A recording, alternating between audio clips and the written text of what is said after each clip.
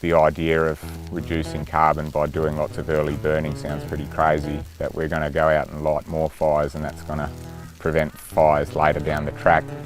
Had some people somewhat sceptical, I think, but we've managed to prove them wrong. This was the first carbon project, not just in Australia, but the first carbon project in regards to using fire in the world. What was an unexpected idea, an idea that kind of came out of nowhere, but which once we'd tried we found worked, and so that's how it's been going ever since.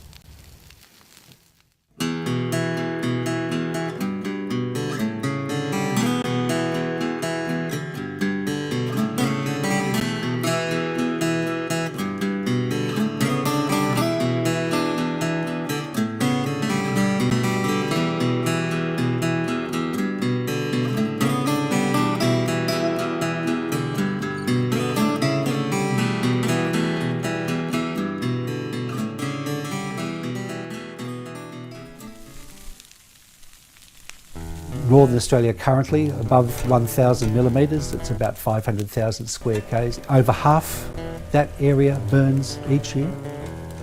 Pretty staggering statistic. And most of that occurs in the late dry season as wildfire. So we've got a pretty serious problem. Within that area, the vegetation ranges from lowland savannas with a eucalypt overstory with a grassy understory through to rugged sandstone and escarpments. It's incredibly diverse. It's one of the Northern Territory's crown jewels in regards to biodiversity. Savannas also by definition are fire-prone landscapes, and they're by far the most fire-prone vegetation type on Earth. The West Arnhem Land Fire Abatement Project covers about 28,000 square kilometres of Western Arnhem Land. The 5 partners, other than Wadikan, are Jarwin, Weemole down at Bullman, and Jelk to the north, and Udjamalol in Oampelli. And we work with all those groups to get good outcomes for fire management. Before the Walfer project started, there was a growing concern amongst traditional owners, scientists. The concern was that there were these incredibly large destructive wildfires that would cover anything up to tens of thousands of square kilometres in a single event. The damages can be extreme. It burns out a whole lot of trees that are specific in that area, and it burns out a lot of homes like logs and for like small marsupial, lizards. Finding that there was a problem with fire in those areas was something that I think comes from the work that Jeremy Russell-Smith and others did when they were surveying jungles and monsoon forests around the top of the Northern Territory. People were concerned from things like where are all the emus, through to, you can see that a lot of the unbinnick patches, the big jungles, very important trees were in pretty sore shape as well. Yeah. It's got a lot of burnt mark here. It's been burnt from the last probably 5-6 years ago. A lot of the wildfires come through in this particular rainforest, and it damaged a lot of the seedlings, a lot of young ones, and burned real hot. The tree, it grows up to 800 years old before it got, and so amazing. Here in Australia, in northern part of Australia, in Arnhem Land, we have this special tree that need to be looked after, and we want to see that expansion of that rainforest. To understand why the area had such a problem with wildfire, we have to look at the history of Australia as a nation, in that it was always managed by Aboriginal people. That involved very fine scale, deliberate management of fire within that landscape. With colonisation, that ceased largely. Those numbers of people steadily declined from the end of the 19th century through till a time around the Second World War when there were very few families left on the plateau. That wildfire is always controlled because of people was around us. But nowadays, when we left the country, nobody there, nobody's looking after it. This whole chap very concerned about what about the animals, what about our plants, what about our medicine. And now old fellas used to say, we want to bring our people back on the landscape once again and live and manage this country as it's done before. One of the things that we did first of all was to organise big meetings out in Arnhem Land. It was a question of sharing the knowledge of what was happening out of people's sight.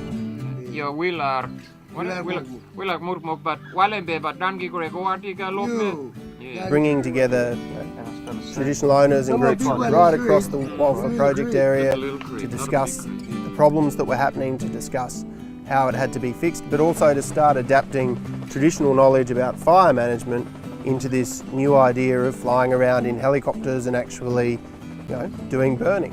One of the things that we wanted the older people to tell us was what fire was like when they were young, and some of these people, like Lofty Nudjameric, had grown up on the plateau, in a time when fire management was still in reasonable shape. So we started doing some test work, delivering incendiaries out of helicopters. So the notion of breaking the country up into compartments by early burning delivered by helicopter came around.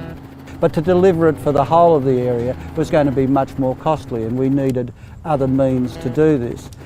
At this stage, people were starting to talk about greenhouse gas abatement and the carbon trading, and this caught our imagination as a way that might be able to be used to find funding to deliver this sort of management.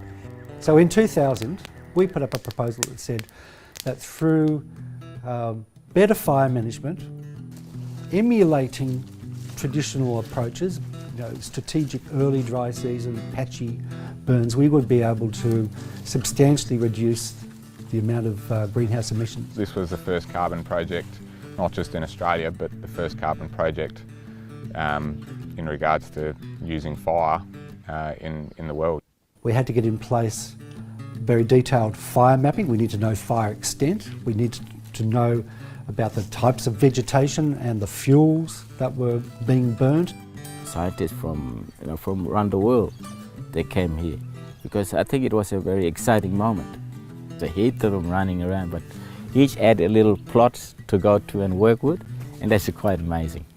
There was a long and hard process that was gone through, and with a lot of rigour, and a few changes had to be made along the way, but they created a thing called the Savannah burning methodology. At the same time, ConocoPhillips was setting up their plant in Darwin Harbour. Understanding that ConocoPhillips were going to commit to some greenhouse emission offsets led us to see an opportunity to open up a dialogue to see if something that could benefit them could also benefit people in Arnhem Land. Although LNG is a cleaner fuel than other hydrocarbon alternatives, we wanted to do more and we saw an opportunity to do more. We had a credible methodology which we could place in front of them that they might like to consider that would be pertinent to the Northern Territory. We looked at a number of offset programs, but the Walford program stood out to not only meet the emission offsets that we wanted to achieve, but to have quite substantial social and cultural and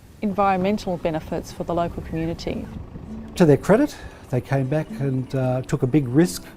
This was a totally innovative proposal globally. No one else had ever come up with this sort of suggestion. The fact that Charles Darwin had been working with the ranger groups and the NT bushfires for such an extensive period of time, really proving up that this model worked, and was able to go through all the calculations and demonstrate to us that it was going to be viable. It was easy to take such an innovative step towards a new program such as this. In 2006, a contract, 17-year contract was signed to deliver an offset project. How good is that? We're still proud of it. The offer was made to us. It was a whole new ball game when the ConocoPhillips money came through to us. What we've shown with the Walford project is, and what it's been demonstrating throughout its entire operation, is that we can reduce those emissions by between 1/4 to 40% each year. So each year, by doing the early dry season burning, preventing those late dry season fires from spreading, we're actually abating well over 100,000 tonnes of greenhouse gases each year. Walfa historically ran at about 350,000 tonnes of carbon dioxide equivalent before the project. Since 2006, it has achieved an annual abatement of 140,000 tonnes. That has effectively meant the fire management has improved the amount of emissions by 35%. A lot of the animals coming back on the landscape, which is really proudly that we're working something very special for that particular animals. We've noticed a return of emus, which a lot of our older generation are happy to see. When we're doing a lot of fire breaking, we come across to a lot of our paintings. And we know those paintings are very important and it has a lot of stories and histories. There's a lot of animals painting it. There's also a lot of mimi spirits are being painted in this shelter. There's an incredible bounty of rock art. It's on almost every surface. But that can be damaged by late dry season wildfires. When the fire burns very hotly, it heats up the rock and it blows the rock surface that the paintings are on off the face itself, so completely destroying it. We use fire to remove some of those like fuel loads near the sites. We'll probably never know exactly what was lost, but it's certainly one of the key reasons to continue doing the work that we're doing is that it will protect that amazing heritage that people have out there. It's very important to protect this sort of artwork, so for the future of my children can appreciate it. What I do, use this match, throw it on the ground. When we add on country, we feel like going back home. Walfa could not have happened without these things happening, without Indigenous people being back on their country and managing it. And that has been one of the truly great things that it's given to Indigenous land management. It's valued what they do, it's valued people's traditional knowledge, and it's given a huge incentive for people to be on their country, where they want to be, and valued their input whilst they're there. For us, it's an enormous success in a truly sustainable project. It's met all the technical criteria around carbon offsets that we wanted it to meet, but more importantly, it's delivered local jobs, probably over 200 jobs into the Indigenous ranger groups each year. Our knowledge has emerged from the traditional to this new world today, and now we created it and we're sharing the ideas to many Indigenous ranger groups across northern Australia, and now lots of countries. It really is a homegrown territory project that now the world holds up as an excellent example of sustainable development. I'd like to think about it from the achievement and the vision that Lofty Nudjamerik had of people being able to come back to their country, people being able to live on their country, people being able to have jobs on their country and working to keep their country healthy. And that was his great vision, and I think we've still got further to go, but we've gone a long way towards making that vision a reality. Fire is the answer and fire is a tool. This is our landscape, this is how we live, this is how we want to protect, but this is where we belong here.